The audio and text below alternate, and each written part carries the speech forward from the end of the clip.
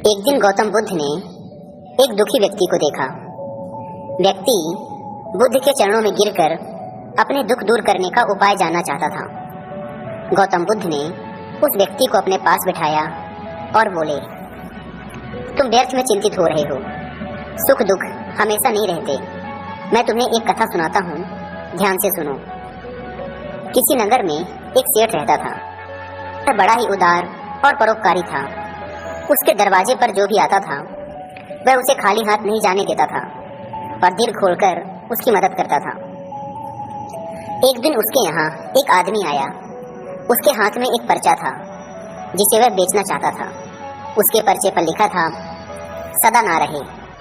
इस पर्चे को कौन खरीदता, लेकिन सेठ ने उसे तत्काल खरीद लिया और अपनी पगड़ी के एक छोर में बांध लिया। नगर के कुछ लोग सेठ से ईर्ष्या करते थे। उन्होंने एक दिन राजा के पास जाकर उसकी शिकायत की, जिससे राजा ने सेठ को पकड़वाकर जेल में डलवा दिया। जेल में काफी दिन निकल गए। सेठ बहुत दुखी था, क्या करे, उसकी समझ में कुछ नहीं आ रहा था।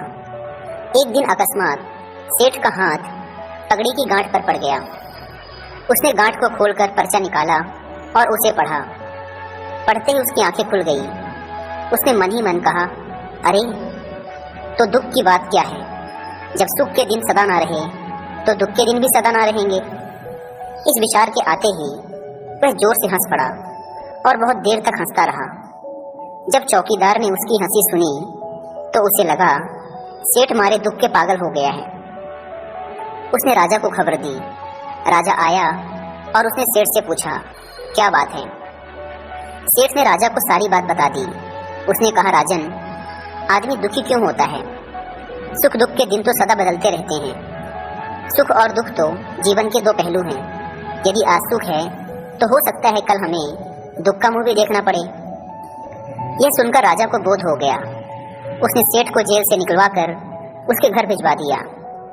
सेठ आनंद से रहने लगा, क्योंकि उसे ज्ञात हो गया था कि सुख के साथ साथ दुख के दिन भी सदा नहीं रहते। बुद्ध के मुंह से यह कथा सुनकर उस व्यक्ति के मन का बोझ हल्का हो गया। उसने गौतम बुद्ध का आशीर्वाद लिया और अपने घर की ओर चल पड़ा।